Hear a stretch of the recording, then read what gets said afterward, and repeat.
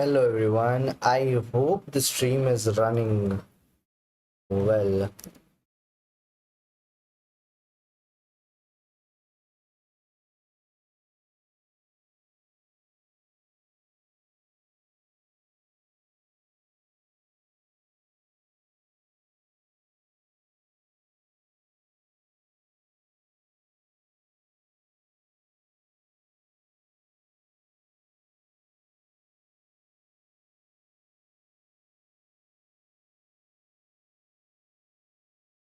I just hope that this is going correct.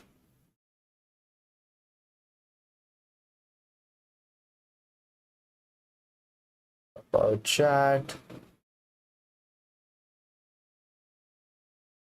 Hopefully this is right and I'm not messing up something. Hello everyone. Good evening and welcome to the stream. Hi Danish. How are you? Sorry for the delay. Sorry for the delay. Oh, congratulations Danish. When did you play the tournament? I think it was last month, right? Congratulations. Danish scored his rating of classical at 1494. Okay. Quick check on the OBS as well. I think my audio, video, everything is good for now. You played two, okay.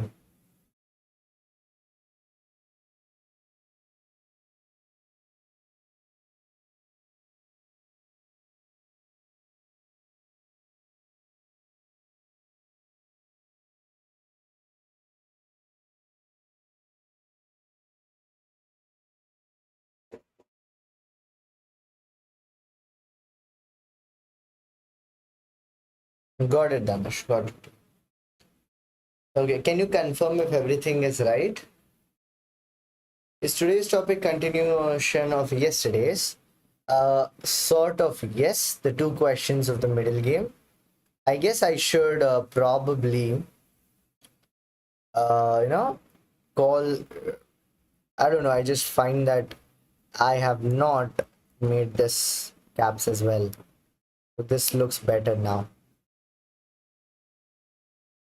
And I mean, just gives a little bit of an ick. Okay, so this is good now.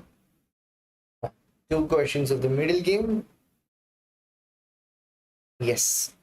So now what we are doing is we are pruning thought. Okay, what we are really doing is we are simplifying thinking so that our energy and our focus is, let's say mostly our energy and our attention gets a clear target, and after the game we have a clear way of assessing or analyzing the game instead of trying to achieve 100 different things or trying to be everything in a game. If we can consistently do a few things right, like in the opening, if you can consistently develop all your pieces, in the middle game, if we can do what we are going to learn today, which are the two questions. Question number one is looking for your opponent's idea. So if on every move you're able to figure out what your opponent's idea is, even if you're not able to stop it properly, but if later after they make a move you see that yes, you knew what their idea was, that's a sign that you're able to read your opponent.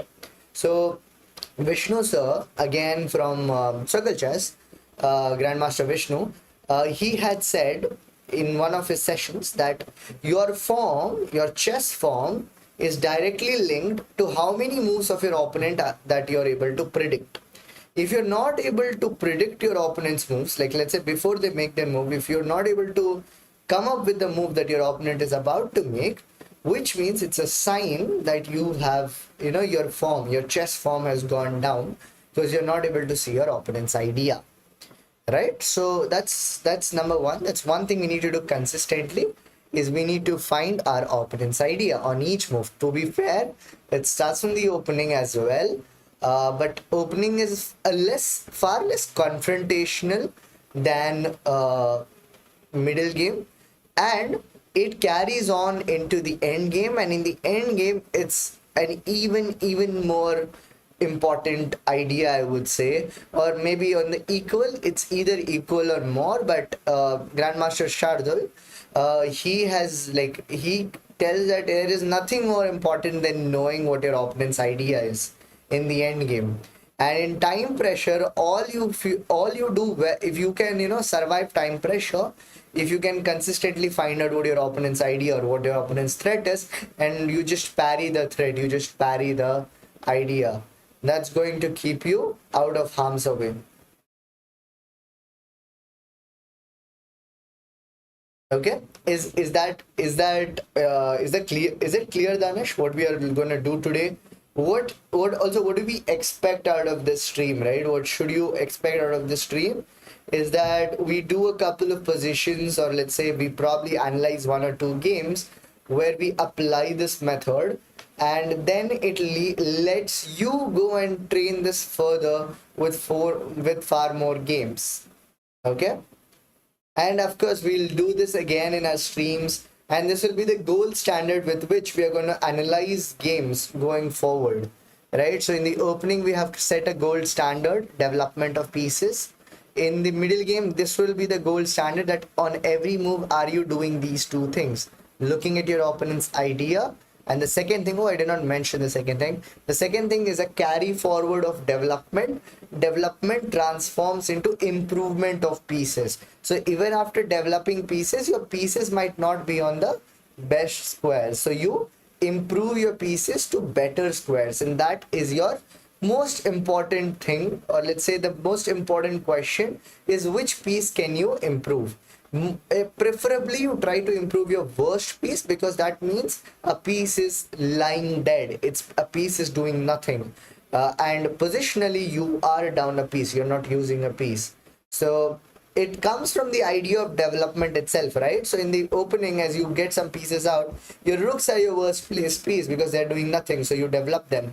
But once you've developed your rooks, you then ask, among all the pieces that you have, which of them are not placed well or can be placed better? Which is the worst placed piece, and can you do something about it?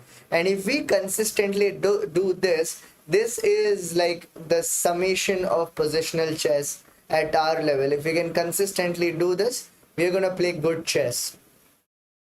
Okay, we're going to play good chess, and we'll be proud of the kind of chess we're going to play. Okay. So with that in mind, let's get on with today's session. And I mean, there are some interesting positions from, let's say, there are some interesting positions from, there's this book called as Reassess Your Chess from Silman, which is a great book. And if not, you can just grab positions of it, which is exactly what we're going to do today. So here's a study.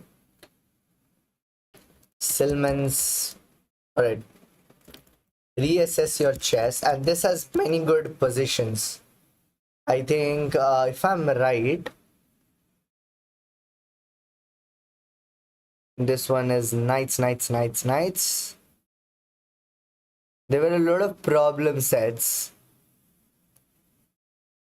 which which show these ideas again.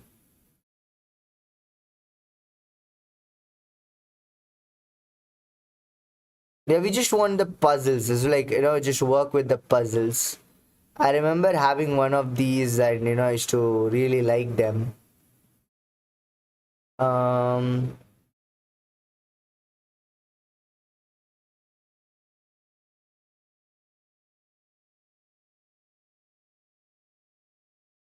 Okay, but firstly, I think we could even just look at any game and get something out of it. Okay, maybe right now, I mean, I should have actually looked up this in beginning instead of taking it up now, because this will, like, this is not the right way of going about it. There is a structure to using this book, so I don't want to take randomly anything. Okay, also, anybody else who's in the stream, let me know if you're here, and let's continue with today's session. And since we don't have, like, we could just go and check a game, but all we're gonna see is problems. It's not gonna be that active. I'm inclined to play a game and do this exact same thing, right? So probably pick a faster time control, sorry, a slower time control than 10 plus 5, where we try to achieve the same thing. Okay. All right. So we have the opening with us. Again, what's the goal of the opening? Of course, it is to develop our pieces, so which is exactly what we're going to do.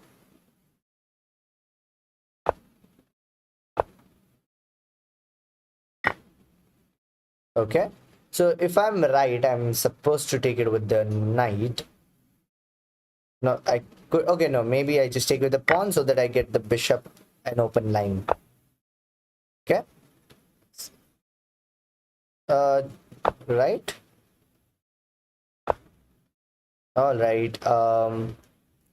I'm kind of thinking, where do I place my bishop?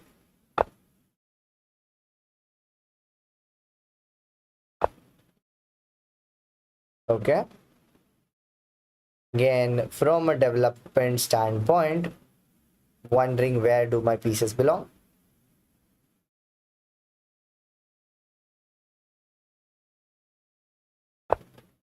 I think it'll be nice if I can trade the bishops off here. Bishop to a6, and we trade off the bishops, which is a better piece from my opponent. They can, of course, refuse the trade. But if they do not, which is also fine. While at the same time, the first, let's say, I think I have kind of sort of started a series on working on the basics. And the first session of this series was YMS tactics. So that is like everything builds up on the previous one. We're not supposed to forget the first one, right? So we need to keep updating the checks, captures, and threads as well. So in this position, it's like, there is this knight takes pawn, there's bishop takes knight, and bishop takes each other. And those are the checks, those are the captures in the position. And this bishop takes h7. Those are all of the captures in the position, right? So that is again something we need to be aware of.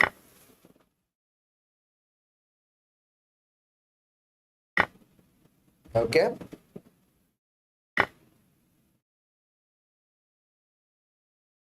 They could choose to develop the queen with tempo. That's possible. For which I'm wondering how I would play. But since I have sort of, like, we still need to get our rooks active. But it's good enough time that with every move, we also ask the intent of our opponent, right? What's their idea? So what we learned, I've already told you, the class is technically done. Okay, the content of the class is just two questions. What's my opponent's idea? How do I improve my pieces? That is it. And this was, I think, the most clearly I ever learned this was in a camp by I am Kushagra. So Grandmaster Vidit Gujarati and I am Kushagar Krishnator. Okay, I am Kushagar Krishnator. They both had together conducted a very nice camp in at Chess Club HSR, right? And in that camp, Kushagar sir at the end, by like the only thing that he wanted to reinforce in all of us was this idea that what's my opponent's idea? How can I improve my pieces? And that if we are able to do these two things, we're doing a good job. Now, I am assuming if I go queen c8, there's this knight takes pawn. So I might have to pull my knight back, which is not a very nice thing to do. But I believe bishop takes knight was also played with this like the only idea was just to weaken this pawn. So it looks like a good way of playing, I won't deny. Um, right, but okay, so now a knight needs to change route. And I'm wondering if there is any possibility where I can reverse this thing. Like, is there a way to, you know, not have, like, I don't want to do this, but okay. I don't seem to have a choice. I should pull my knight back. Also wondering if I can give up the pawn. I go queen here, I'm also like concerned with queen c6 as a move. Maybe that's again a problem. So based on all of that, I'll just get my knight back. Tactically, I don't see a big problem here. Knight to b5 is a threat on the pawn, but again, that would not be a real threat because then they might get into some sort of pins. And c5 is my way to freedom, probably c5.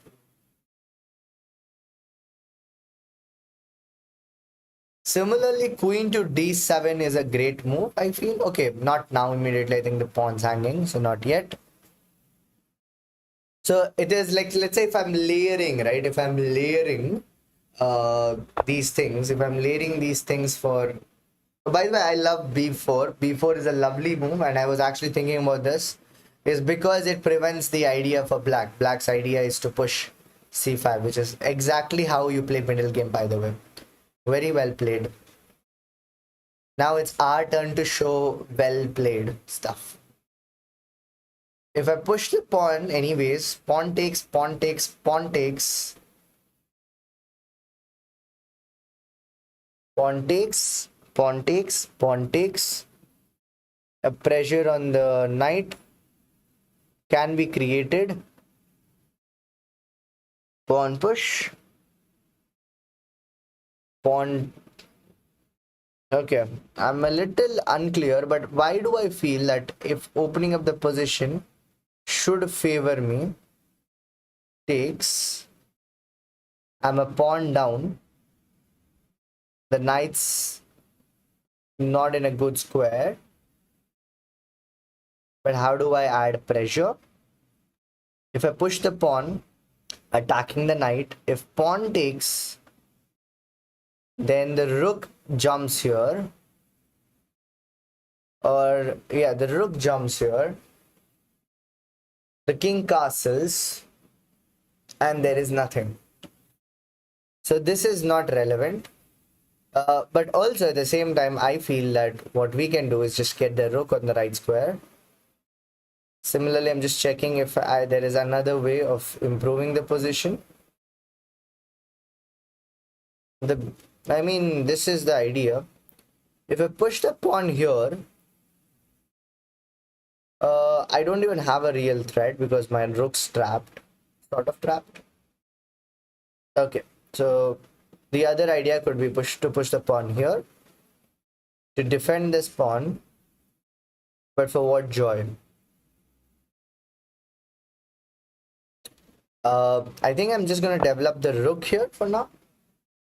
But that's a tactical blunder. Knight takes pawn. Rook e8 is a tactical blunder. Missed it. Or wait. Yeah, it is definitely a tactical blunder. And let's see if at least white is playing this game well. So I made a mistake here that I did not check rook e8 with a tactical lens. I did not look it tactically, and it is not very hard. It's just I didn't see it properly.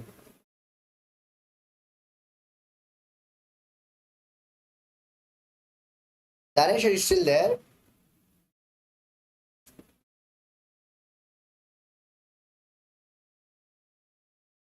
Is there anybody else here? Please text on the chat.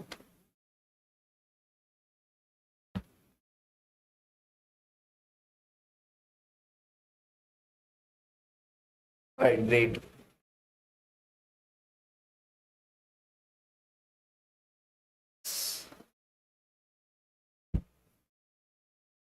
I should have then in that case played c6 and then played rook to e8. That would have been the right move.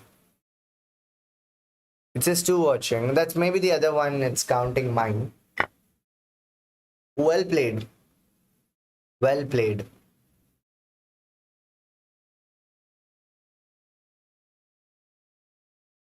And now there is a lot of problems in this position.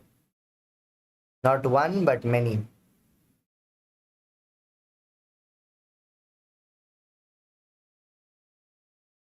I'm looking at b5, but there's knight takes bishop. Queen takes, and then queen takes pawn, and we lose yet another pawn, which is not really nice to do. The only relief is that their king is not castled, so that might give me something, but that something might not be much either. Playing knight d7 is like at least making some progress because the knight develops. Playing c6 is also an option, but I will go with the move that at least gives me something. And with this, we're officially in a worse position.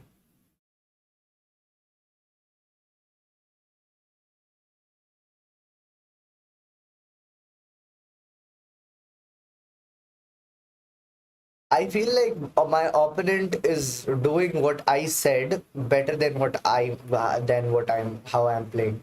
Because if you see, b4 is a lovely move because b4 clearly stops my idea, and then rook e8. The first thing that they pay attention to is the tactics in the position. Lovely. That's where you always start before you think. Also, it's a little harder to see your tactical mistakes than spot tactical mistakes of your opponent. Just bias. We are a little biased as people.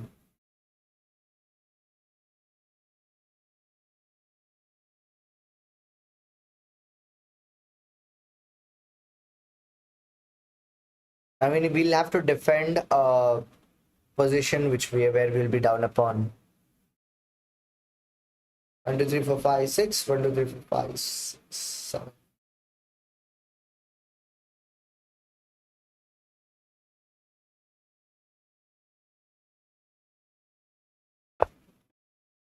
Okay. An interesting way to play for sure. And now, since I am in a worse position already, I have no choice but to change the structure. Yes, I have Danish. Not this game. No, no, no. The opening is a little different. I have to give a yet another pawn here to change the structure of the position because, as a matter of fact, we are in a bad position. And the only way to do something is if we change the nature of the position like a lot. So maybe we create some tricks out of it. There doesn't seem to be anything else. Now I'm wondering if I had to give up a pawn, I should have probably played it a little early. But okay.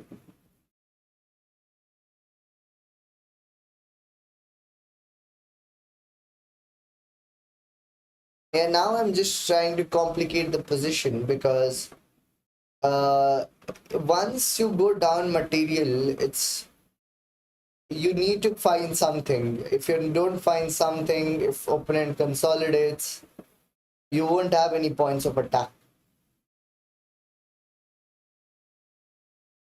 Although there are two ways of handling. You can also handle the lost pawn position in the similar manner. You still try to just improve pieces without taking big risks. But not taking a risk is also a risk in such positions because you don't know if you will get another chance of complicating the position if the position consolidates too much.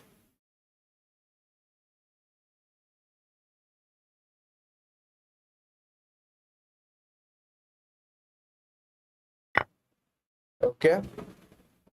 Pawn takes pawn. No tactical threats for now, at least.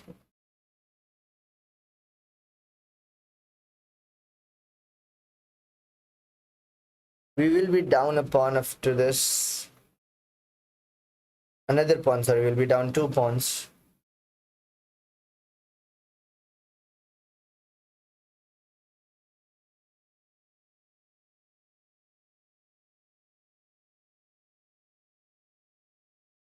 By the way, I personally struggle against d4. I'm not very good playing against b4 with white. But to be fair, I think what maybe bishop a6 allowed for a lot of activity. Maybe I could have probably played c3 first and then played bishop c6 first. And like c6 was necessary.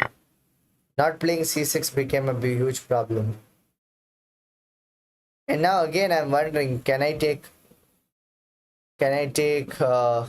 pawn takes pawn? Like, I know I'm going worse and worse. Like, why am I making the position so bad? But as I said, I don't see a way to create something otherwise. But I feel like maybe I'll lose much more faster. So I'll give up the pawn. I mean, it would go anyways, right? Even if I take pawn takes pawn. Yeah. Now, if only we could somehow keep the king inside. Okay, we have a way to just add a little bit of activity into the position. So let's try it. Even the knight could go there, by the way, but the king just castles. The point of changing the structure is just this, that maybe you get some activity. That is all. You play for that little bit of extra initiative or activity that you might get if you push a bit. So maybe if the queen abandons the a5 square now, I get queen a5 check, and that is something. But I think honestly your queen a3 is a simple move of keeping watch on all the important squares. c5 is a really nice move from a perspective of break, like trying to create something. Danish. Yeah, objectively I'm not sure about c5, to be fair, but this is the way to play when you have, like, when you're in a worse position. Is you, like, two ways, not the way, there are two ways. I probably felt that this was better than fighting the long game with a pawn down. But now, I mean, I don't know. It's always later you feel like maybe it was okay. You could have allowed them to be a pawn down. It wouldn't be that bad. But it's all ifs and buts. Now, I mean, I already see a little bit of problems here. Like, this is this might create something for me, but I'm not sure. The knight is pinned.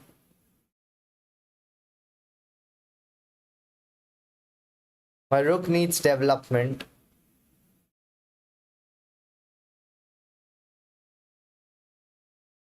Their pawn can start marching forward, which is the only fear, to be fair. If the pawn marches forward,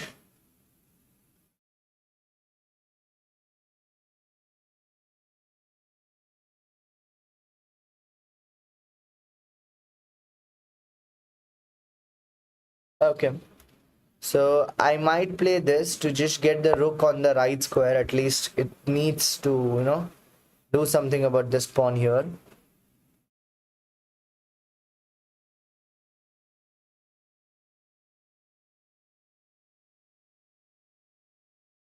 Castling is simply a simple. I think castling just solves a lot of problems for white here.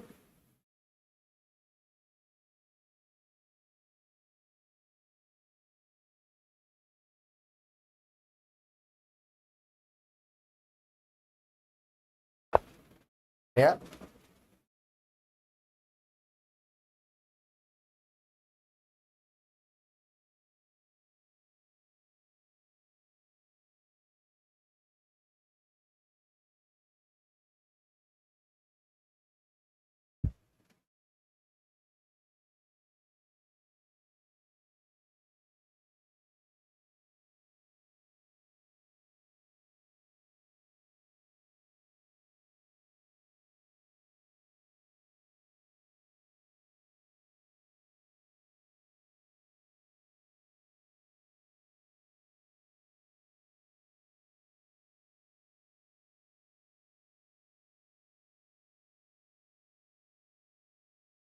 Okay.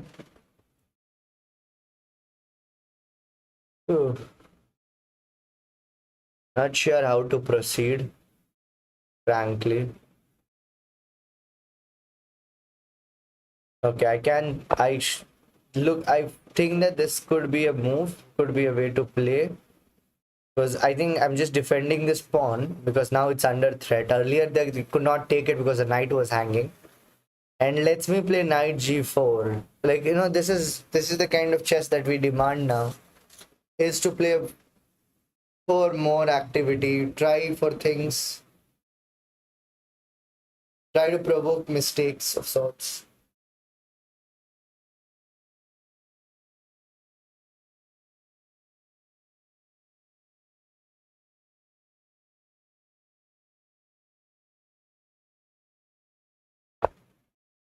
Pawn push. Oh my god, I love how my opponent is playing. This is so beautiful. This is so beautiful. I'm like so impressed by how my opponent is playing because they're just anticipating my moves. They're like trying to figure out how I need to play. Like this is a great class because of how my opponent is playing. It's just a great class because of how my opponent is playing. I mean, they are like showing how exactly this needs to be done. To be frank, very frank. And like I said before, the way forward is to go chaotic from black. I have no choice but to play chaotic.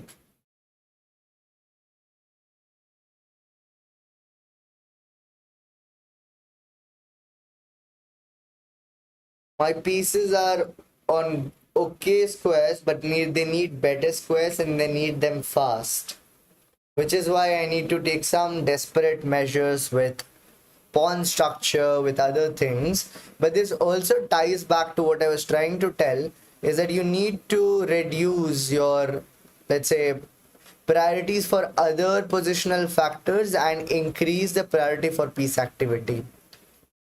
It serves you practically and also like gives your brain something very clear. As a matter of fact, it's like in a game you should probably balance it much more better, but while you're learning you should at least prioritize for one thing.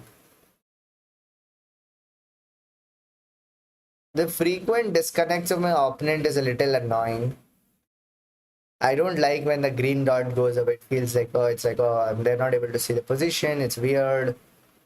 Where are they?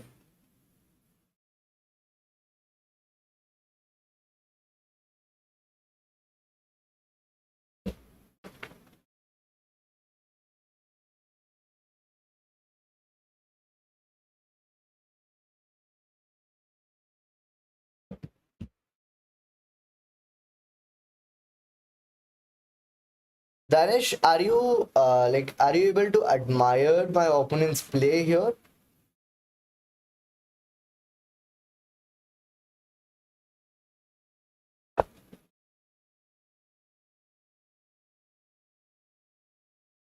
Okay, I am. By the way, I did anticipate this move.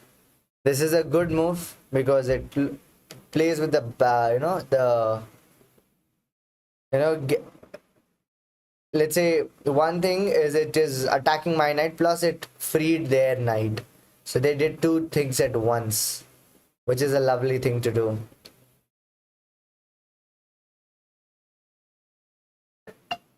And we still need to get more pieces into the game, and this, I mean, not sure how do I proceed with the position. The knight kind of belonged here. To support the knight, I have to move my king, but then there's a fork. There's a check. Knight check. And the king goes up again. And am I willing to enter this position?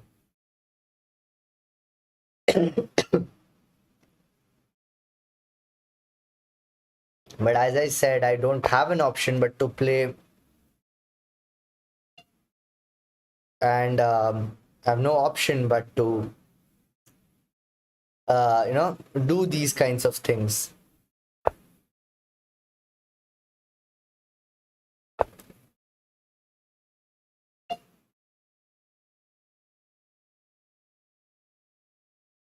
Defending sometimes requires a lot of craziness to consider everything. And for the meme purpose, my king is now active.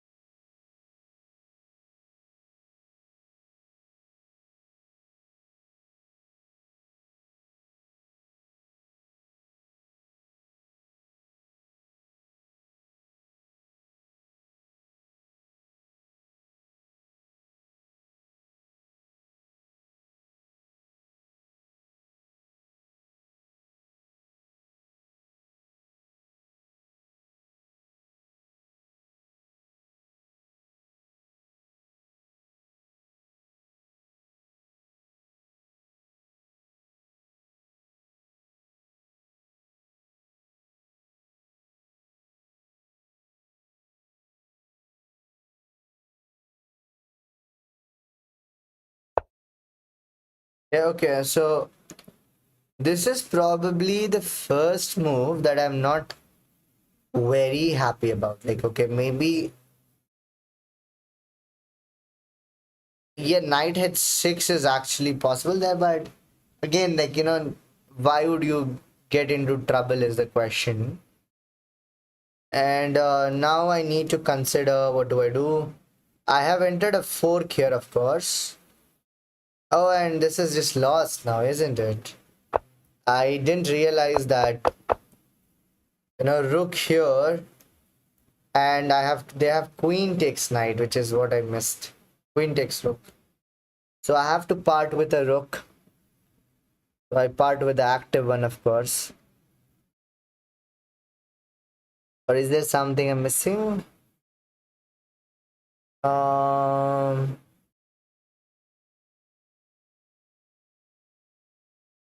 what happened, Dhruva? By the way, I get these Chinese symbols. I don't understand what that is.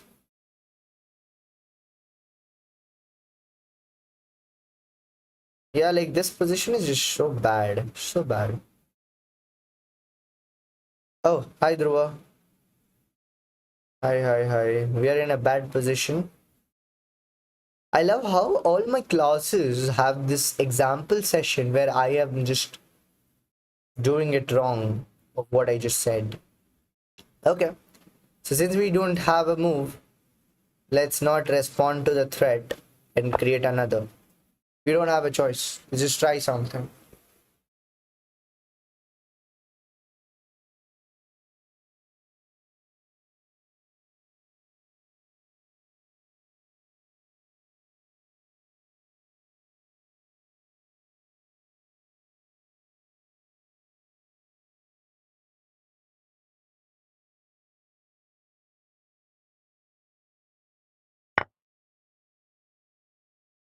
Oh, by the way, this rook is also gonna go home.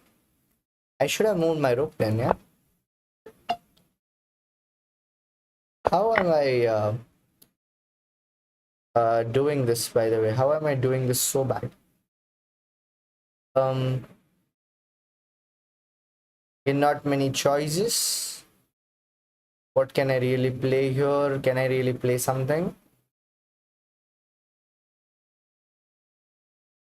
I'm again looking for the crazies, of course. I'm like, can I give up the queen? Can I not give up the queen? Do I have anything? Do I not have anything? Just all sort of those questions. I mean, this game is gone for sure.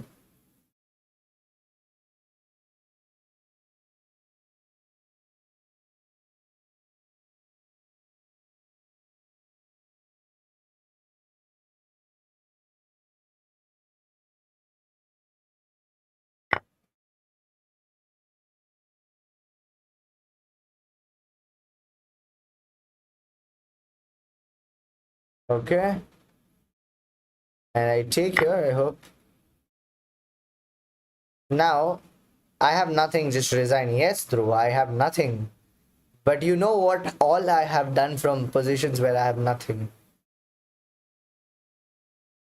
You know it very well, don't you?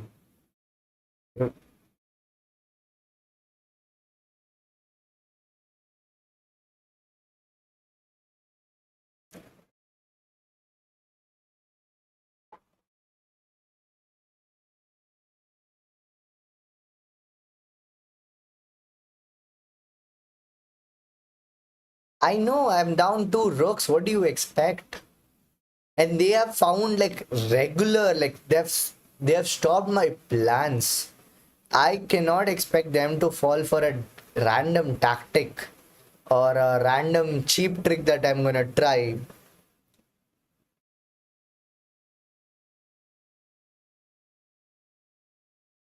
But the whole point of creating, like when I was on a pawn, I gave up another pawn, was that if something happens, I get something, and for so far nothing has happened.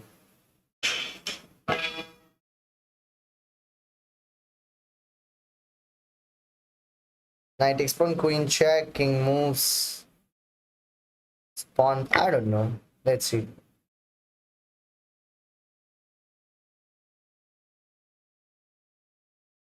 See, I'll resign in the next five moves for sure because then they'll consolidate. It's a very simple way of consolidating for them.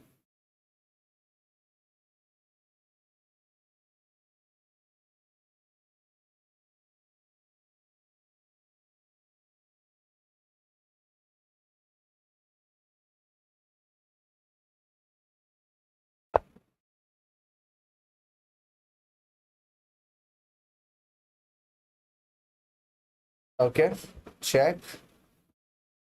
And now if I go here, this is bad. If I go here, that's bad too. So what do I do?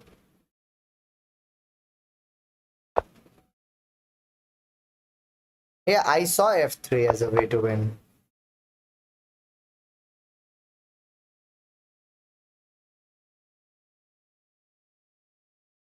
And by the way, I don't think it's still winning. Is it still winning? No, maybe not winning.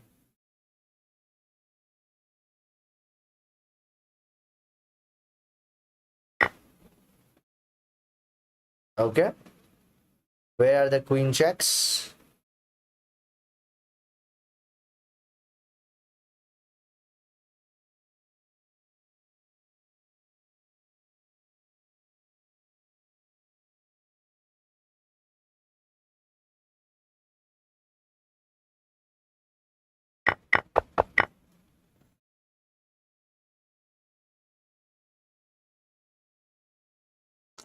Queen e5, there's queen f4.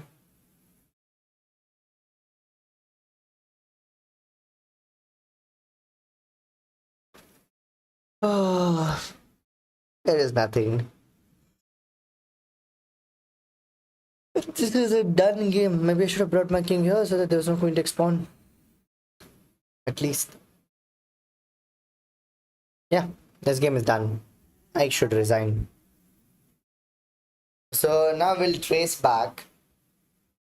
I mean, there's not much to trace back though. This was a tactical blunder. So this was a mistake from session one. If let's say we have had three different sessions in playing the game well, I think this was one of those sessions. I mean, this is just a simple tactical blunder. Rook e1, and we miss that knight takes pawn as a blunder. That's it. Right? And also to, just see, yeah, there was this idea works, like, maybe I messed up something here. Oh, the pawn push was not right. What was I supposed to do first? H6, c3. Yeah, maybe just better way to play. Yeah, now I feel even bishop e6 when I feel it's a mistake because it allowed a lot of drama. Okay, good game to learn from.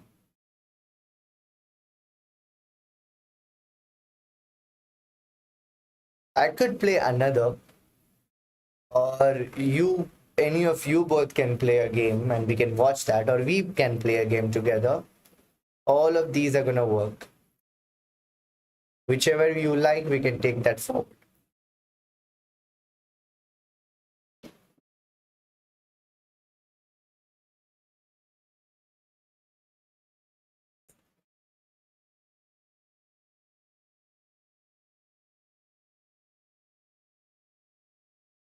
Okay.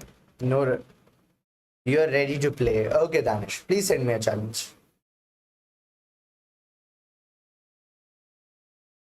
I am losing to normal people. Playing in Stockfish 7 and defeating is way beyond me, Dhruva.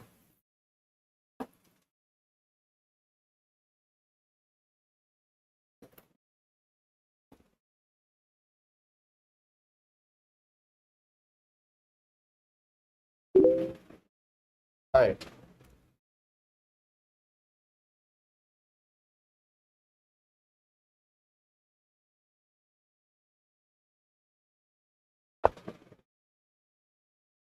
The board looks a little small.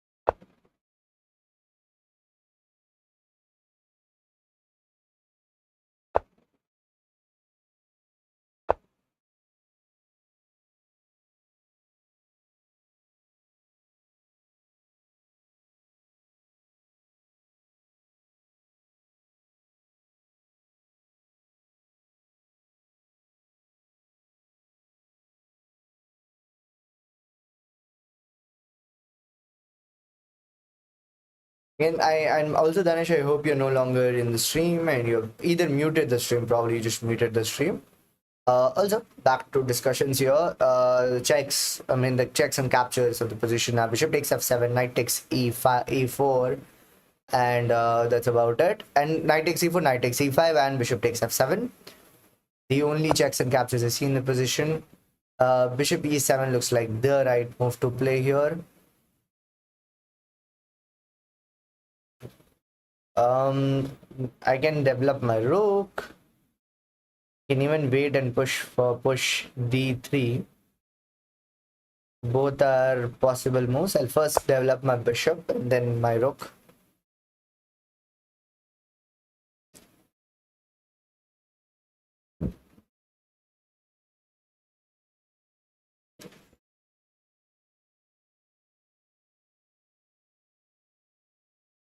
In the first game, I was not able to maintain the tactical knowledge of the position very well.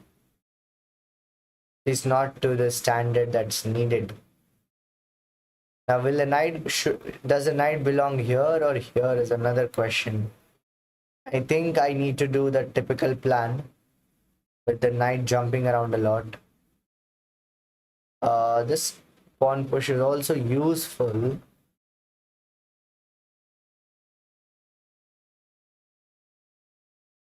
Okay, I'm gonna develop the knight for now. If they get the knight here, I'm gonna pull my knight bishop back, push h3, kick the knight back, and again come back to e3 if needed. Okay, I'm not sure about the movement of this break.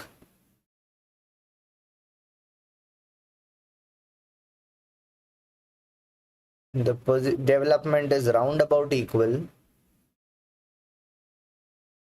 It's okay to open the position.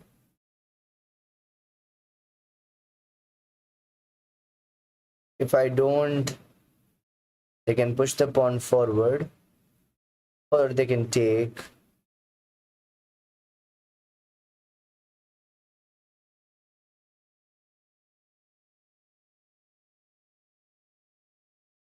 But taking frees up their pieces a lot. So I'm gonna not take and go into the end game. If pawn push, of course I go bishop g5.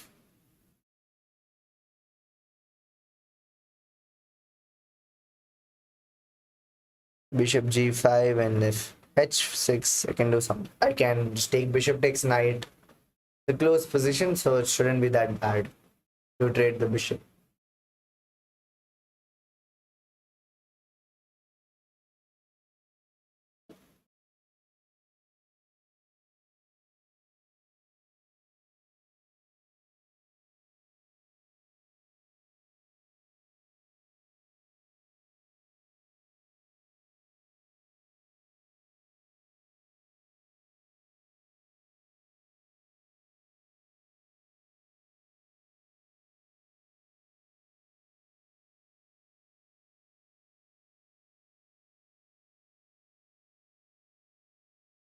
What could be my opponent's idea here? What could they try? They could try h6 to play a tactical shot.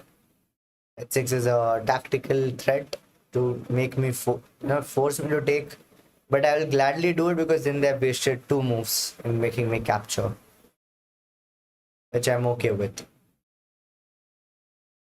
And knight g4 here. Knight g4 here is an actual problem, to be fair, but maybe I win a pawn, so it's not that bad.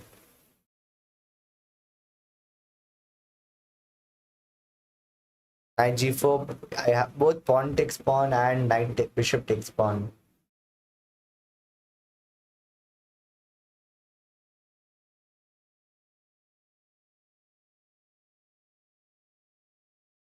Yeah, pawn takes pawn is better because I might win another pawn then. The pawn on c5, which is under my attack.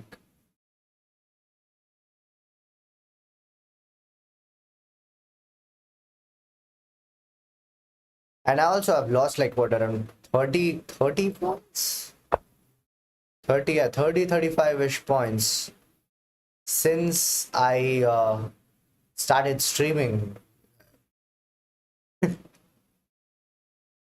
Basically, what I'm trying to say is that streaming is hard for me. Right.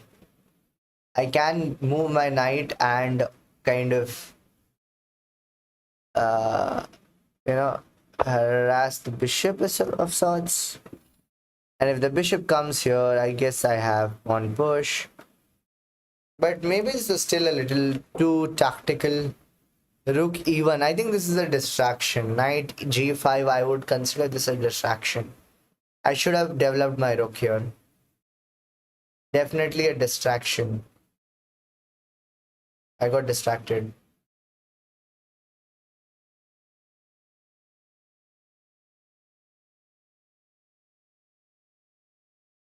It would have been better to improve one more piece.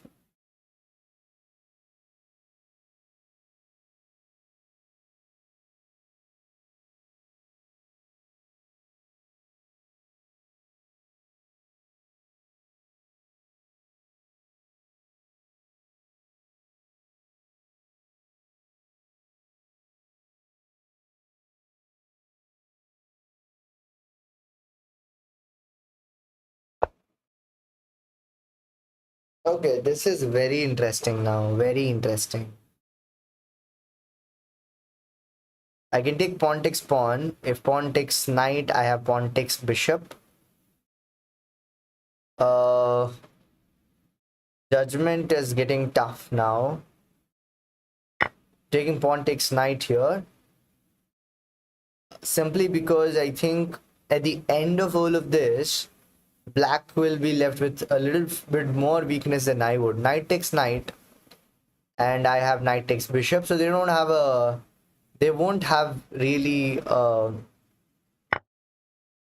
they did not go knight takes knight, which is very interesting. Very, very interesting that they did not go knight takes knight.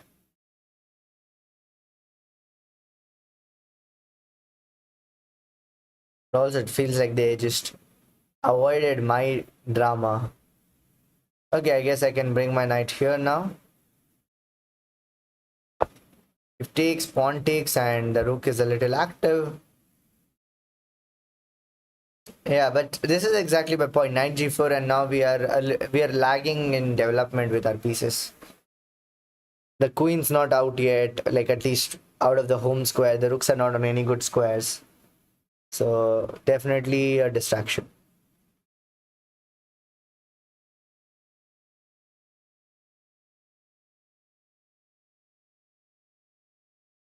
I possibly have knight takes knight queen g4 here as a way to free up my pieces.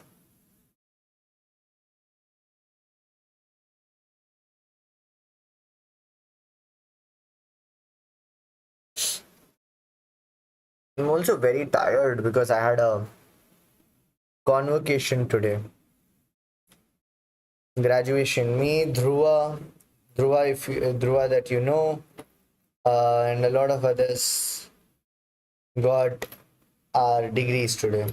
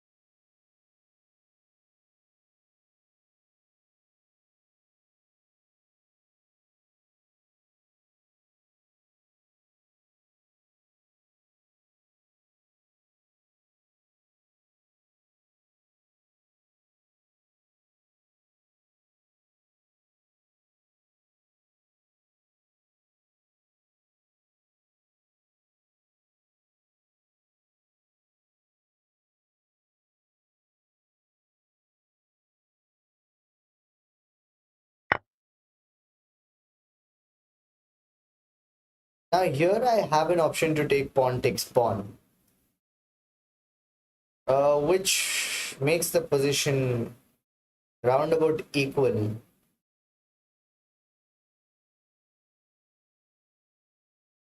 But again, there will be no room for. I know I'm not taking pawn takes pawn because I want to improve my pieces here. So I'm gonna take knight takes knight. Again, I was right now about to get distracted by a little other things, but piece activity again most important. So we'll focus on that.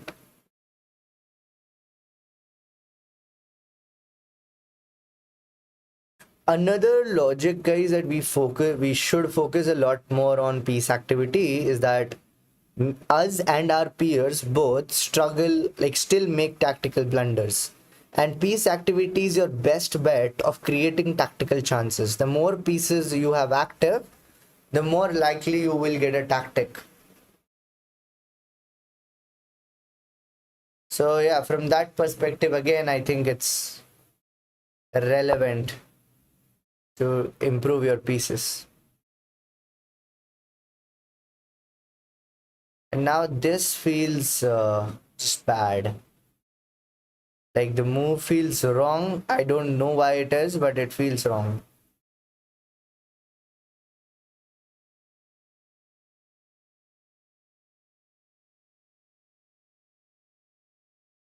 Um, is there any tactical problem here? Checks, captures, anything that is relevant? Okay, so if if I go here, knight here, the pawn push to f4. I have knight to e6 attacking the queen and the rook. So it's just a fork. So they can do bishop takes, bishop takes. So at least I think, yeah. Now I'm worried. Should I? Now I'm like Was knight takes e4 a mistake? Was I did not anticipate f5.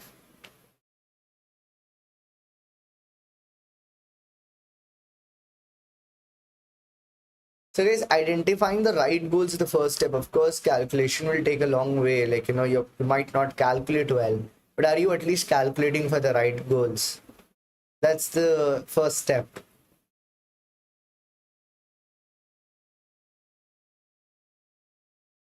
I mean, right now, if my queen were here, that would be so nice.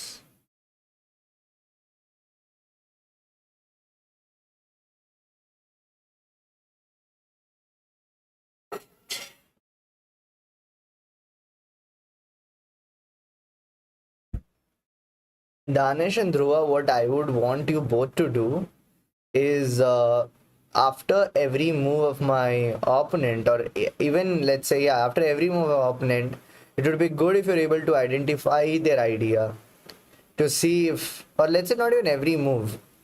Yeah, actually, after their move, try to identify their idea. Similarly, try to update what's the change in the position in terms of tactics. What are the captures? What are the checks that have been added in the position? Right. So when my knight move, bishop takes g2 was added. So you should just spot these things, and the more you actively try to spot it and play, actually say it here, the more likely you're gonna do this in your own games. This is training. This is learning.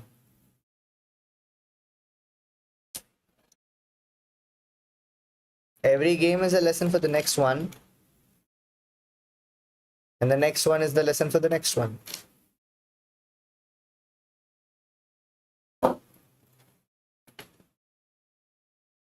I'm feeling very sleepy now.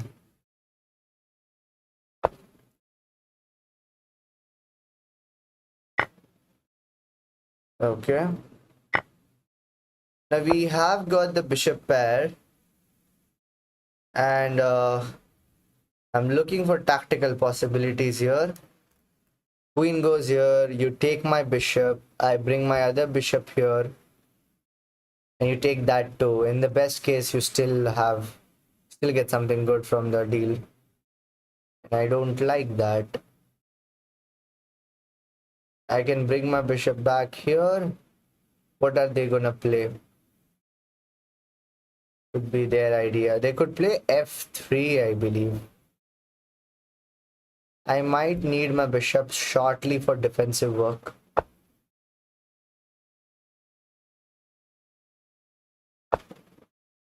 Okay, now f3 is clearly a double threat, and they attack my bishop as well while they are going about it.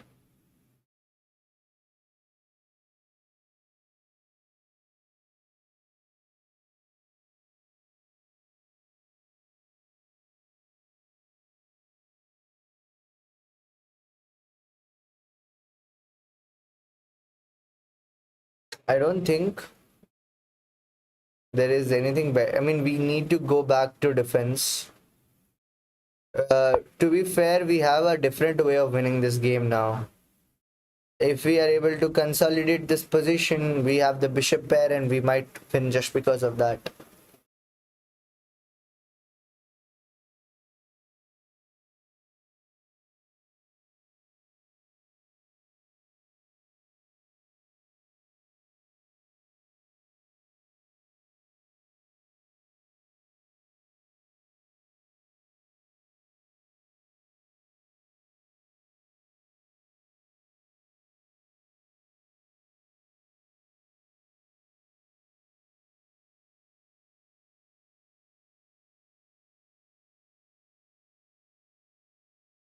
The other plan that I can still use is to attack the e5 pawn. I might play... Oh, that was a move, yes. I think I had considered pawn takes pawn as my idea. I was like, okay with opening up the position, stating that, okay, my bishop will be able to save this position. I'm also considering Yeah, I don't have a consideration here. I should take pawn takes pawn.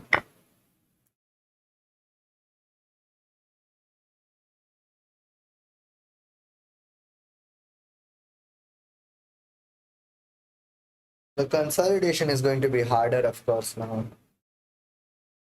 Not even sure if it's possible. I might just get mated. The question is how. One move that I see is queen to d5.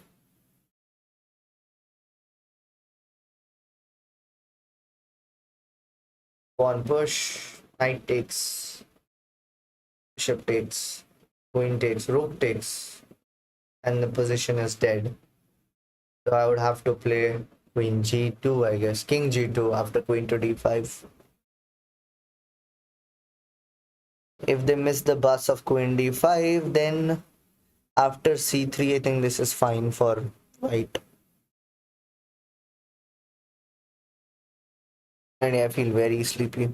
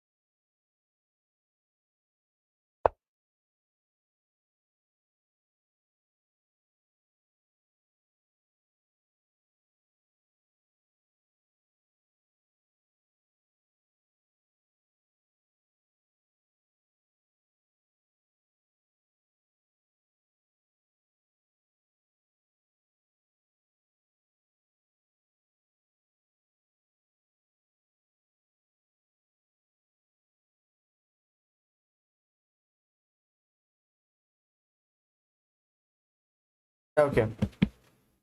Bishop to g5 looks like an interesting attempt to bring pieces into the attack.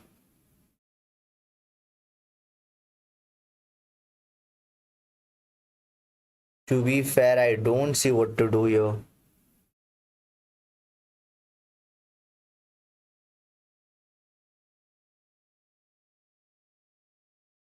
How do I defend this position?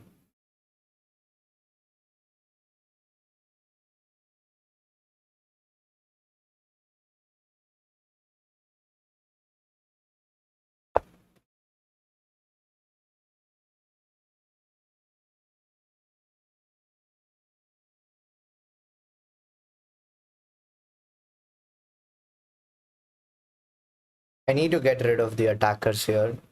Don't really have a choice. Maybe, I mean, I know it's gonna cost a pawn.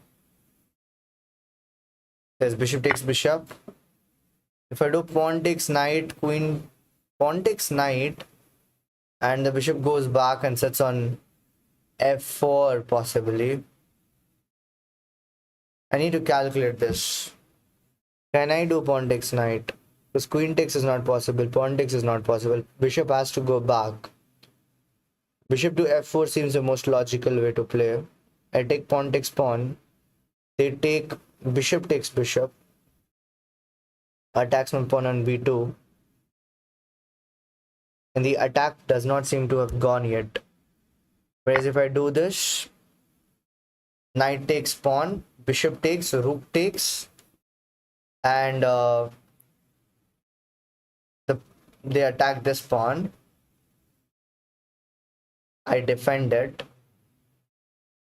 And at least for now, the position is like more pieces have been traded off, is at least what I can claim.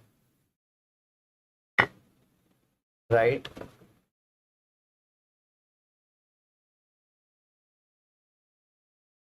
Here now I can't move my queen really. So I develop. I now okay. Now where? Guess this rook will go here, and king h1, and this rook will come on g1 maybe. I guess there's e4 here. Oh no, not e4. I can take it. Development is still incomplete. The rook on f1 needs time. By the way, all of this connects to this weird idea of knight g4. I should have got my rooks out first. Okay. What's the threat?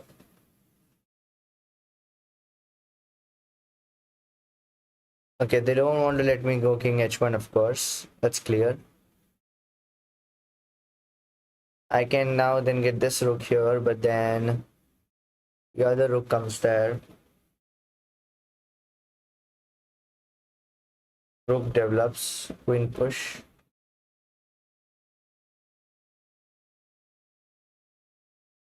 Push pawn. Push.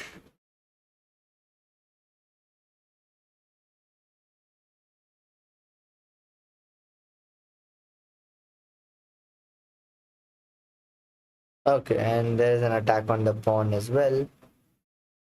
But fairly there does not seem to be a better idea.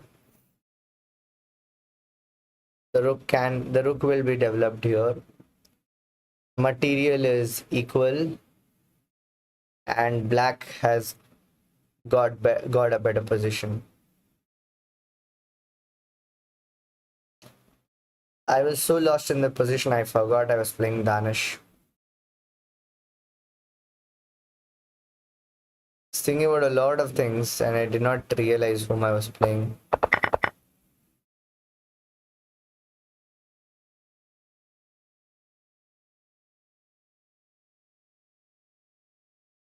The queen can just not trade as well.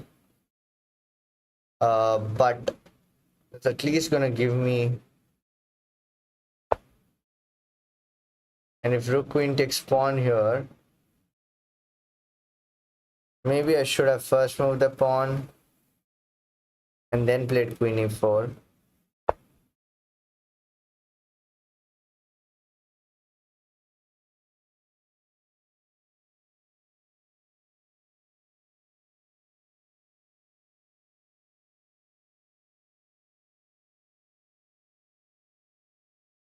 The rook endgame is probably a draw, or at least easier to play than this position.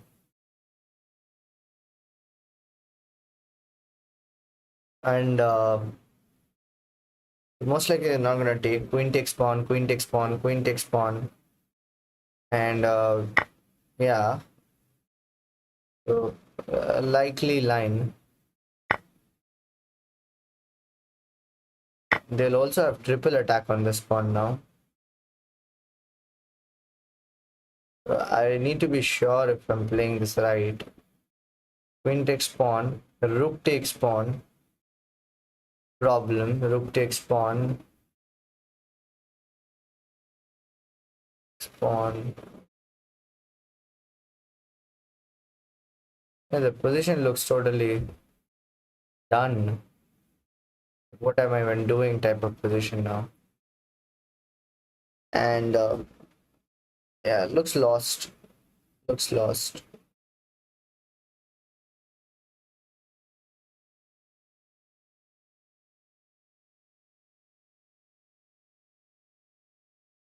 Move my king away.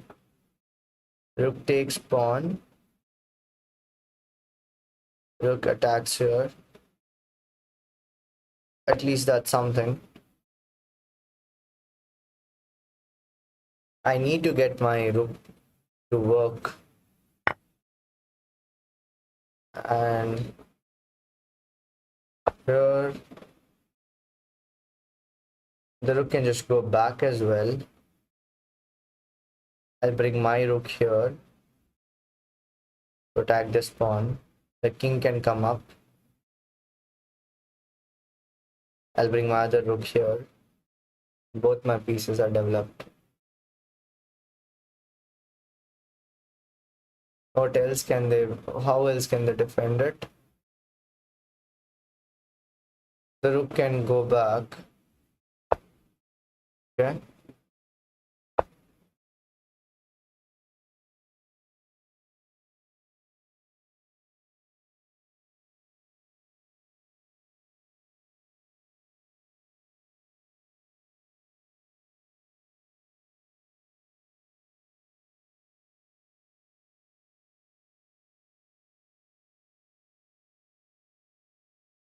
How else can they defend this?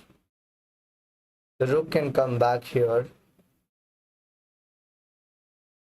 Yeah, the rook can come back there.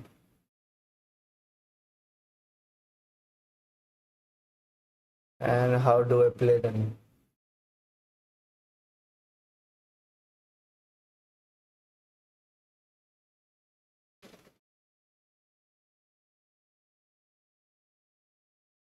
Yeah, if rook comes there, I think I don't really have a choice but to take rook takes rook.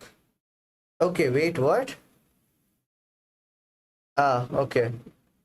Very nice, very interesting. They see that it's not a real threat, yeah? True, not a real threat. Makes sense. I didn't realize that it's not a real threat. How do I make it real?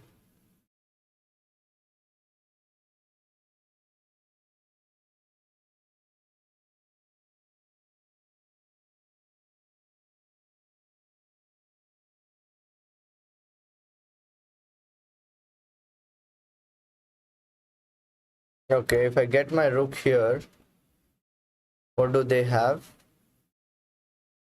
They have queen check. They have queen check, yes. I can push my rook through g2. They can come give me another check. I push my back. If I take rook takes pawn, I win a pawn. King moves. I can still bring the rook here. But maybe then they could even have the queen takes, rook takes, rook check, king moves, and even pawn takes rook. Maybe that's still a position to play.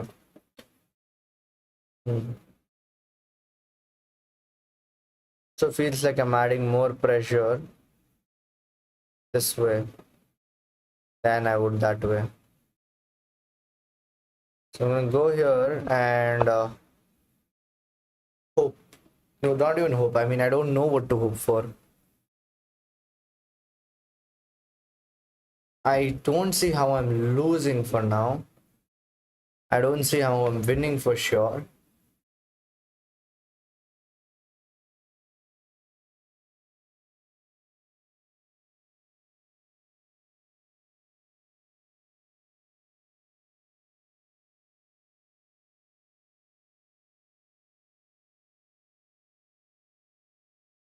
Why is this blue dot not going away?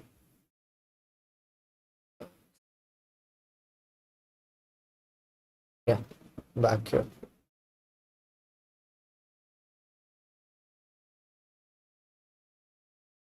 Okay.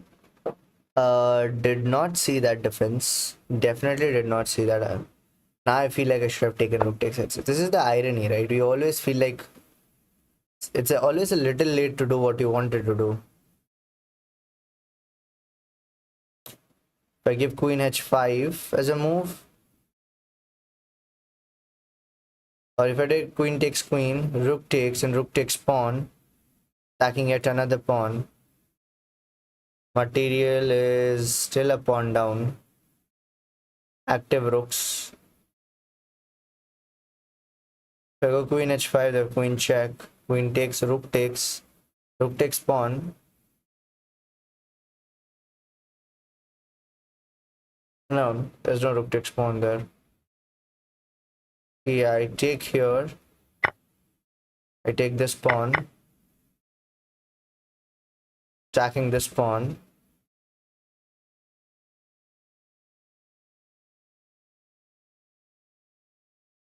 if they run with the pawn forward. My goal is to just get both the rooks active. What was that? A very interesting move.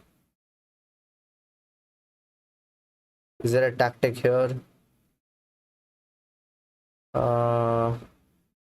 I can take here, yes. Take here. Material is equal. Rook can attack here. The king will be bad. Worse than mine, at least. I might have some chances now.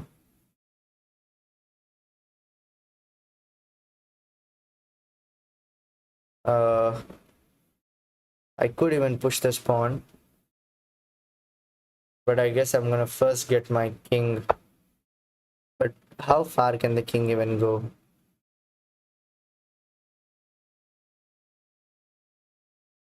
I push. Wait, really? Is this a good idea? I am not able to judge. Take. Rook takes. I defend this pawn.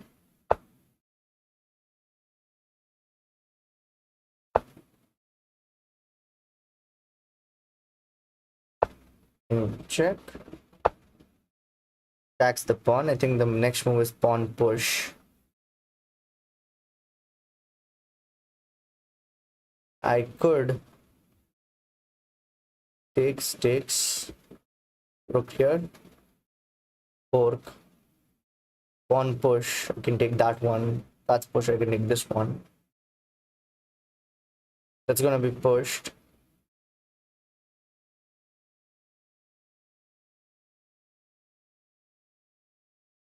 Oh wait, is pawn push even a real threat? I can push pawn 2, right?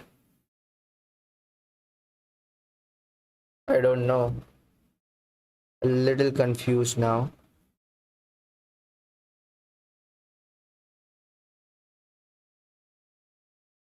Uh,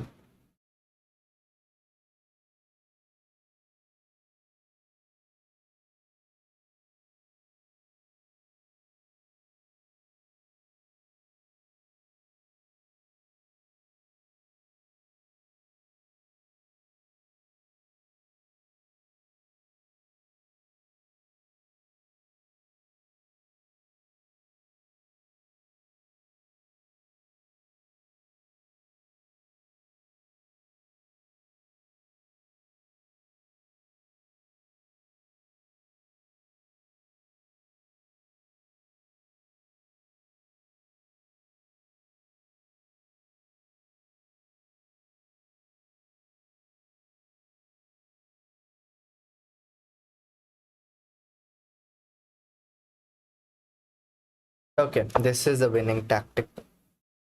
Most likely. It's not. Great. Can win a pawn, but okay, at this point, it's most likely draw. Okay.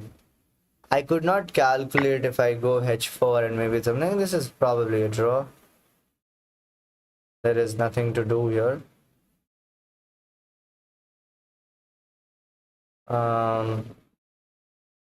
Two checks at best, but maybe I'll just push this pawn. Let's see.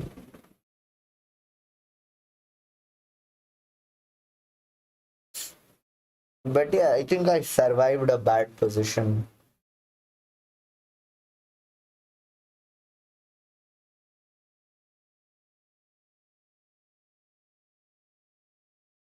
Oh.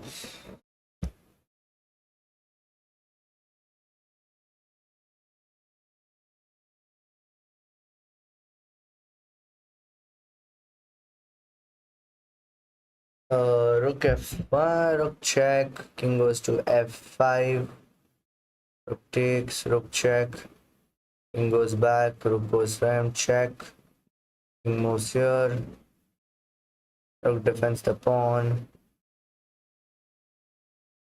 Yeah, no need of drama.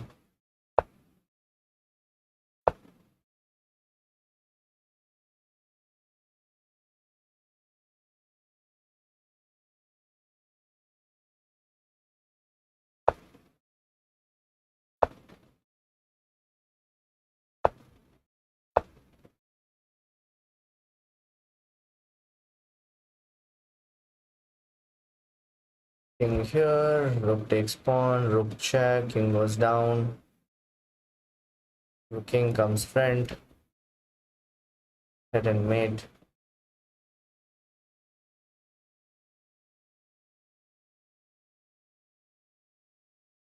King goes here, rook takes, rook check. Yes, nothing.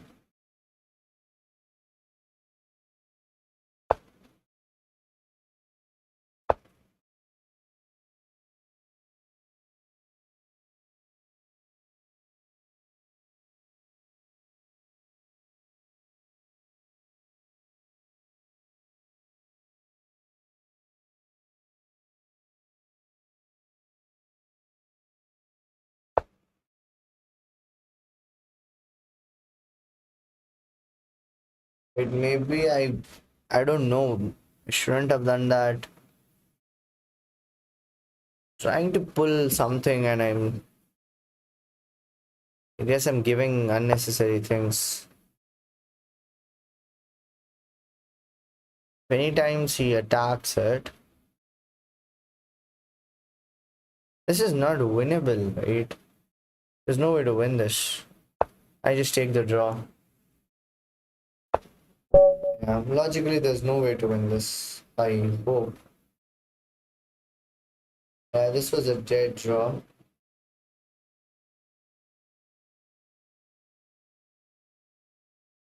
Yeah, this was, as I said, this position was definitely better for black. And that's why I felt like survived somehow.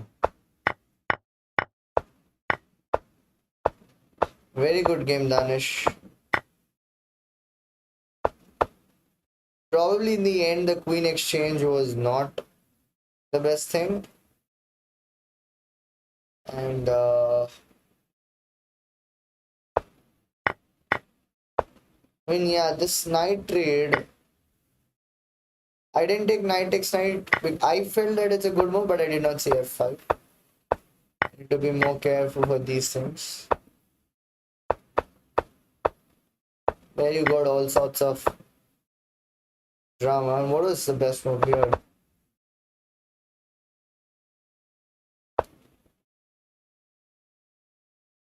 Bishop e3. I mean, saw this and I felt like it's not good enough. It was good enough. Wow.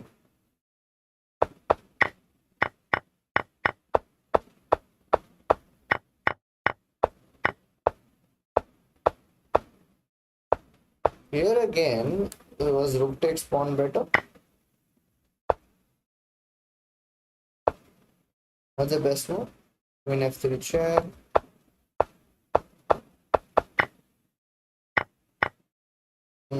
Okay. One good decision there.